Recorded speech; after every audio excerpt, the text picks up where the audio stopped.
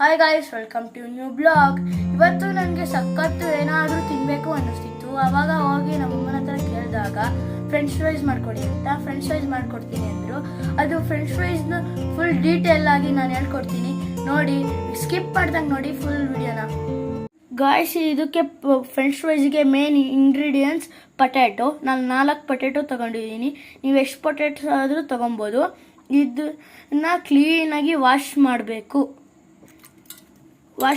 ಹಿಂಗೆ.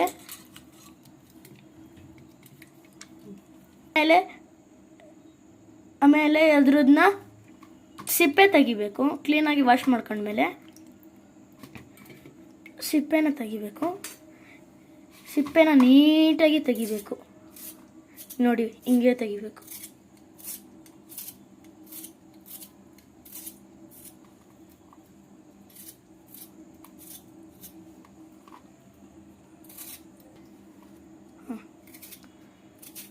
ಕ್ಲೀನಾಗಿ ಹಿಂಗೆ ತೆಗೆದ್ಮೇಲೆ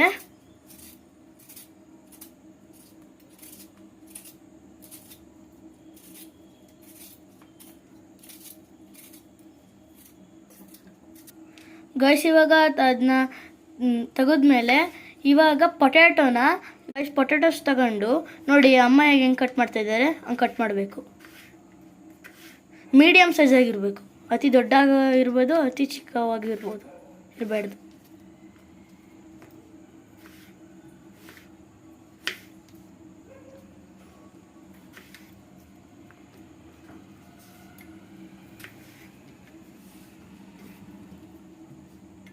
ನೋಡಿ,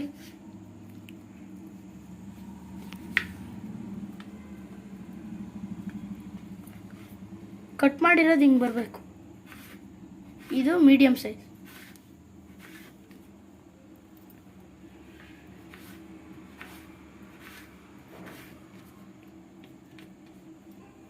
ನೀವು ಬೇಗ ಮಾಡೋ ರೆಸಿಪಿ ಇದು.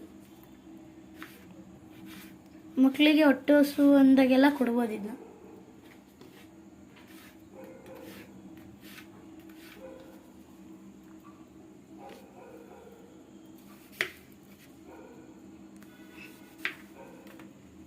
ಈ ಥರ ಕಟ್ ಮಾಡ್ಕೊಂಡಾಗಿದೆ. ಆಮೇಲೆ ಕ್ಲೀನ್ ವಾಟರ್ಗೆ ಹಾಕಬೇಕು. ವಾಶ್ ಮಾಡ್ಕೊಳ್ಬೇಕು. ಮತ್ತು ಕ್ಲೀನಾಗಿ ಹಿಂಗೆ ವಾಶ್ ಮಾಡಬೇಕು. ಫುಲ್ ಕ್ಲೀನಾಗಿ ಅದ್ರಲ್ಲಿ ಫುಲ್ಲು ಡಸ್ಟ್ ಇರುತ್ತೆ, ಗಲೀಜಿರುತ್ತೆ.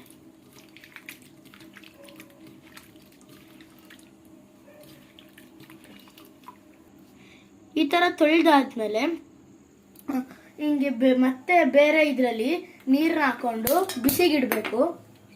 ನೋಡಿ, ಹಿಂಗೆ ಬಿಸಿಗಿಡಬೇಕು. ಪೊಟ್ಯಾಟೋನ ಕ್ಲೀನಾಗಿ ವಾಶ್ ಮಾಡ್ಕೊಂಡಾಗಿದೆ. ಅದು ಪಾತ್ರೆಗೆ ನೀರು ಇಟ್ಕೊಂಡು ಅದಕ್ಕೆ ಉಪ್ಪು ಹಾಕಿ ಆಮೇಲೆ ಕುದಿಯುತ್ತಲ್ಲ, ಪೊಟ್ಯಾಟೊ ಹಾಕಿದಾಗ ಟೇಸ್ಟ್ ಚೆನ್ನಾಗಿ ಬರುತ್ತೆ. ಅಂದರೆ ಪೊಟ್ಯಾಟೋನ ಜಾಸ್ತಿ ಬೇಯಿಸ್ಕೊಬೇಡ್ದು, ಮೀಡಿಯಮ್ ಆಗಿ ಬೇಯಿಸ್ಕೊಬೇಕು. ಇವಾಗ ಅದು ಕುದೀತಾ ಇದೆ. ಇವಾಗ ಪೊಟ್ಯಾಟೊ ಹಾಕೊಬೇಕೀಗ. ನೋಡಿ, ಹಾಕ್ತೀವಿ. ಈಗ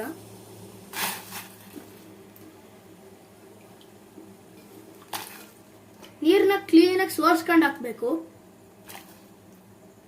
ನೋಡಿ, ಹಾಕಿದ್ಮೇಲೆ 2 ಮಿನಿಟ್ಸ್ನ ಬೇಯಕ್ಕೆ ಬಿಡಬೇಕು. ಆಮೇಲೆ ಗಾಯ್ಸ್, ಇವಾಗ ಅದು ಕುದೀತಾ ಇರಬೇಕಾದ್ರೆ ಅದನ್ನ ಮೇಲಕ್ಕೆ ನೋಡಬೇಕು. ನೋಡಿದಾಗ ಅದು ಕಲರ್ ಚೇಂಜ್ ಆಗಿರುತ್ತೆ. ಕಲರ್ ಚೇಂಜ್ ಆದಮೇಲೆ ಅದನ್ನ ಗ್ಯಾಸ್ನ ಆಫ್ ಮಾಡಬೇಕು. ಗ್ಯಾಸ್ ಆಫ್ ಆದಮೇಲೆ ಇದು ಕಾಟನ್ ಬಟ್ಟೆ ಮೇಲೆ ಪೊಟ್ಯಾಟೋನ ಹಾಕೊಬೇಕು. ನೋಡಿ, ಈ ಥರ ಒಂದು ಪ್ಲೇಟಿಗೆ ಹಾಕೊಂಡು ಮೊದಲು ಫಸ್ಟ್ ಎಲ್ಲಾನು ಪ್ಲೇಟಿಗೆ ಹಾಕೊಳ್ಬೇಕು. ಪ್ಲೇಟಿಗೆ ಹಾಕೊಂಡು ಫುಲ್ ನೀರನ್ನೆಲ್ಲ ಕ್ಲೀನಾಗಿ ಸೋಸ್ಕೊಬೇಕು. ನೀರು ಇರಬೇಡ.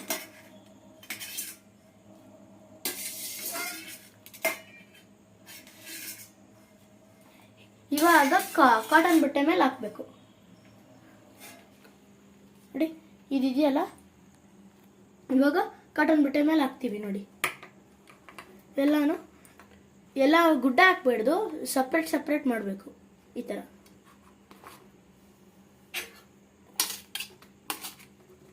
ಫುಲ್ ಸಪ್ರೇಟ್ ಮಾಡಬೇಕು.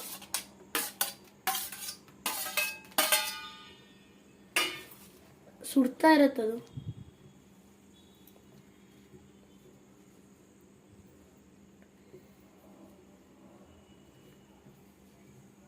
ಈಗ ಇಲ್ಲಿ ಹರಡ್ಕೊಂಡ್ಮೇಲೆ ಕಾಟನ್ ಬಟ್ಟೆ ಮೇಲೆ ಅದನ್ನ ಡ್ರೈ ಆಗಕ್ಕೆ ಬಿಡಬೇಕು. ಆಮೇಲೆ ಆ ಥರ ಟಚ್ ಅಪ್ ಮಾಡಬೇಕು ಲೈಟಾಗಿ, ಅಮುಕ್ ಬೆಳೆದು ಜಾಸ್ತಿ. ಆಮೇಲೆ ಇದನ್ನೆಲ್ಲ ಹಂಗೆ ಮಾಡಿದ್ಮೇಲೆ ಡೀಪ್ ಫ್ರಿಜ್ಜಿಗೆ ಇಡಬೇಕು ಒಂದು ಹಾಫ್ ಆನ್ ಅವರ್ ಇಟ್ಟಾದ್ಮೇಲೆ ಗಾಯ್ಸ್ ಇವಾಗ ಅದು ತಣ್ಣಗಾಗಿದೆ ಫುಲ್ಲು. ಇವಾಗ ತಣ್ಣಗಾದ್ಮೇಲೆ ಒಂದು ಬೌಲಿಗೆ ಹಾಕೊಳ್ಬೇಕು. ಎಲ್ಲನೂ ಬೌಲಿಗೆ ಹಾಕೊಂಡು ಆಮೇಲೆ ಡೀಪ್ ಫ್ರಿಜ್ಜಿಗೆ ಇಡಬೇಕು. ನೋಡಿ ಫುಲ್ ಡ್ರೈ ಆಗಿದೆ, ಅದು ತಣ್ಣಗೂ ಆಗಿದೆ.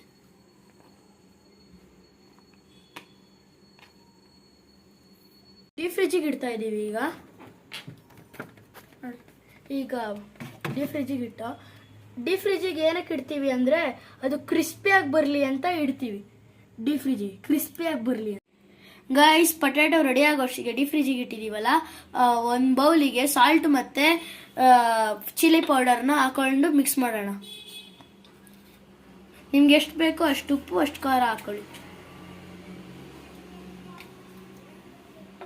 ನಿಮಗೆ ಖಾರ ಜಾಸ್ತಿ ಬೇಕಂದರೆ ಖಾರ ಜಾಸ್ತಿ ಹಾಕೊಳ್ಳಿ, ಕಡೆ ಜಾಸ್ತಿ ಬೇಕಂದರೆ ಜಾಸ್ತಿ ಹಾಕೊಳ್ಳಿ. ನಮಗೆ ಖಾರ ಸ್ವಲ್ಪ ಕಡಿಮೆ ಇರಬೇಕು. ಮಿಕ್ಸ್ ಮಾಡಬೇಕು ಕ್ಲೀನಾಗಿ.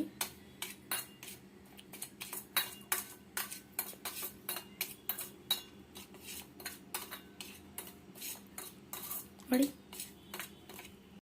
ಗೈಸ್ ಇವಾಗ ಖಾರ ಪುಡಿ ರೆಡಿ ಆಯಿತು. ಈಗ ಪೊಟ್ಯಾಟೋನ ಡೀಪ್ ಫ್ರಿಜ್ಜಿಂದ ತೆಗಿಯೋಣ.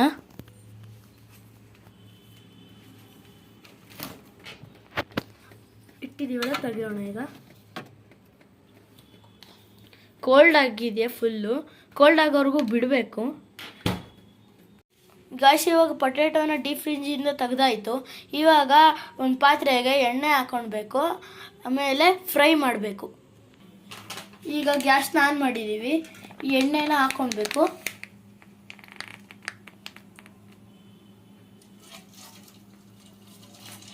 ಎಣ್ಣೆ ಸ್ವಲ್ಪ ಜಾಸ್ತಿನೇ ಹಾಕೊಂಡಿರ್ಬೇಕು.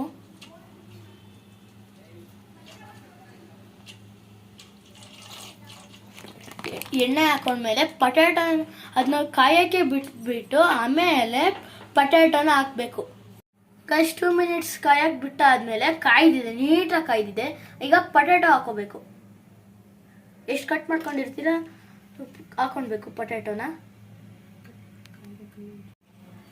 ಪೊಟ್ಯಾಟೊ ಹಾಕೊಳ್ತಿದ್ದೀವಿ. ಈಗ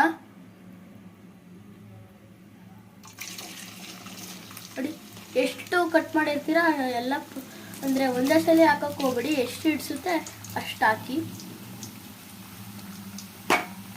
ಗೈಸ್ ನಾವು ಪೊಟ್ಯಾಟೊನ ಸ್ವಲ್ಪ ತಗೊಂಡಿರೋದ್ರಿಂದ ನಾವು ಪೊಟ್ಯಾಟೊನ ಒಂದೇ ಸಲ ಎಲ್ಲನೂ ಹಾಕ್ಕೊಂಡಿದ್ದೀವಿ. ನೀವು ಕಡಿಮೆ ತಗೊಂಡಿದ್ರೆ ಒಂದೇ ಸಲ ಹಾಕೊಳ್ಳಿ, ಜಾಸ್ತಿ ತಗೊಂಡಿದ್ರೆ ಒಂದ್ಸಲ ಅರ್ಧ ಹಾಕ್ಬಿಟ್ಟು ಇನ್ನೊಂದ್ಸಲ ಅರ್ಧ ಹಾಕಿ. ಗೈಸ್ ಅದನ್ನ ನೀಟಾಗಿ ಬೇಯಿಸ್ಬೇಕು. ಹಿಂಗೆ ನೋಡಿ ನೀಟಾಗಿ, ಅದು ಕಲರ್ ಚೇಂಜ್ ಆಗುತ್ತೆ, ಕ್ರಿಸ್ಪಿ ಆಗುತ್ತೆ. ಗೈಸ್ ಒಂದೇ ಸಲ ಬೇಯಿಸಿದ್ರೆ ಇದನ್ನ ಕ್ರಿಸ್ಪಿಯಾಗಿ ಬರಲ್ಲ. ಒಂದ್ಸಲ ಅರ್ಧ ಬೇಯಿಸ್ಕೊಂಡು ಮತ್ತೆ 2 ಮಿನಿಟ್ಸ್ ಬಿಟ್ಟು ಆಮೇಲೆ ಮತ್ತೆ ಇನ್ನೊಂದ್ಸಲಿ ಬೇಯಿಸ್ಬೇಕು. ಅದನ್ನ ಕ್ರಿಸ್ಪಿಯಾಗಿ ಬರಬೇಕು ಅಂದರೆ. ಗೈಸ್ ಇವಾಗ ಅದು ಬೇಯಿಸಿದ್ದೀವಿ, ಅಂದರೆ ಅರ್ಧ ಬೇಯಿಸಿದ್ದೀವಿ. ಆಮೇಲೆ ಒಂದು ಬೌಲಿಗೆ ಹಾಕ್ಕೊಳ್ಬೇಕು. ಬೌಲಿಗೆ ಹಾಕ್ಕೊಳ್ಬೇಕು.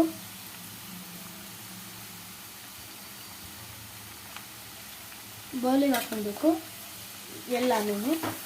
ಆಮೇಲೆ ಮತ್ತೆ ಅದನ್ನ ಬೇಯಿಸಾದ್ಮೇಲೆ 2 ಮಿನಿಟ್ಸ್ ಬಿಟ್ಬಿಟ್ಟು ಮತ್ತೆ ಬೇಯಿಸ್ಬೇಕು. ನೀಟಾಗಿ ಎಣ್ಣೆ ಸೋರಿಸ್ಬೇಕು, ನೀಟಾಗಿ.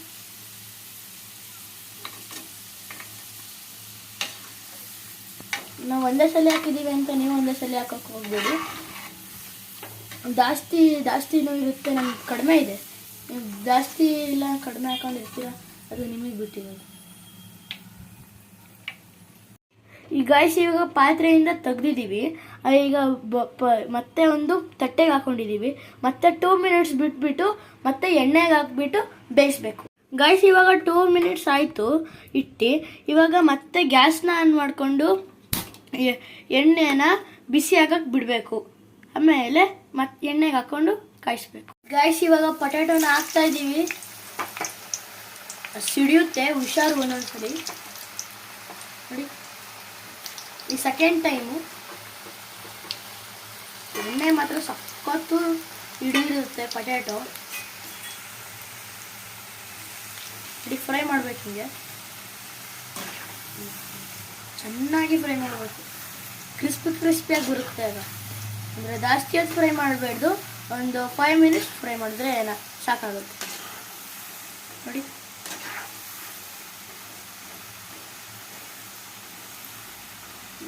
ಇವಾಗ 5 ಮಿನಿಟ್ಸ್ ಆಯಿತು ನೋಡಿ.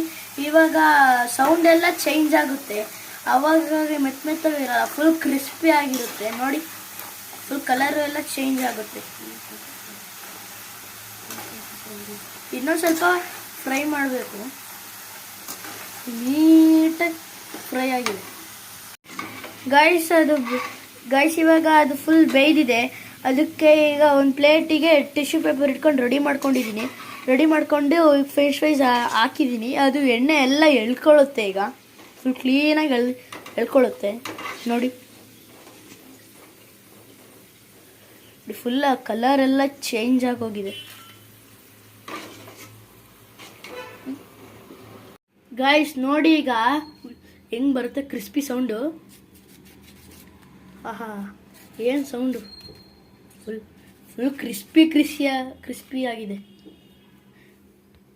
ಗೈಸ್ ಆವಾಗಲೇ ಉಪ್ಪು ಖಾರ ರೆಡಿ ಮಾಡ್ಕೊಂಡಿದ್ವಲ್ಲ, ಅದನ್ನ ಈಗ ಫ್ರೆಂಚ್ ಫ್ರೈಸ್ ಮೇಲೆ ಉದುರಿಸ್ಬೇಕು, ಹಾಕ್ಬೇಕು.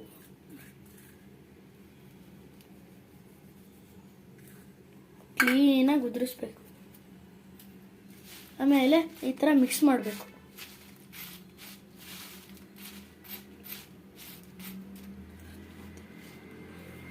ಆಮೇಲೆ ಖಾರ ಜಾಸ್ತಿ ಬೇಕು ಅಂದರೆ ಜಾಸ್ತಿ ಹಾಕೊಬೋದು, ಕಡಿಮೆ ಬೇಕಂದರೆ ಕಡಿಮೆ ಹಾಕೊಳ್ಬೋದು, ಅದು ನಿಮ್ಮ ಇಷ್ಟ. ನೋಡಿದೀಯಾ ಗೈಸ್, ಫ್ರೆಂಚ್ ಫ್ರೈಸ್ ರೆಡಿ ಆಗಿದೆ. ಕೆಚಪ್ ಜೊತೆ ಮಯೋನೀಸ್ ಹಾಕೊಂಡು ತಿಂತಾ ಇದ್ರೆ ಆಹಾ ಕೆಚಪ್ ಜೊತೆ ಹಾಕೊಂಡು ತಿಂತಾ ಇದ್ರೆ ಆಹಾ ಸಖತ್ತಾಗಿರುತ್ತೆ. ನಿಮ್ಮ ಮಕ್ಕಳು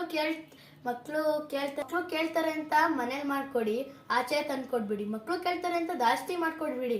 ಅದು ಆಯಿಲಿಂದ ಫ್ರೈ ಆಗಿರುತ್ತಲ್ಲ, ಅದು ಹೆಲ್ತಿಗೆ ಪ್ರಾಬ್ಲಮ್ ಆಗುತ್ತೆ. ಈ ಬ್ಲಾಗ್ ನಿಮ್ಗೆ ಎಲ್ಲರಿಗೂ ಇಷ್ಟ ಆಗಿದೆ ಅನ್ಕೊತೀನಿ. Thank you. ಲೈಕ್ ಮಾಡಿ, ಶೇರ್ ಮಾಡಿ, ಸಪೋರ್ಟ್ ಮಾಡಿ. Thank you.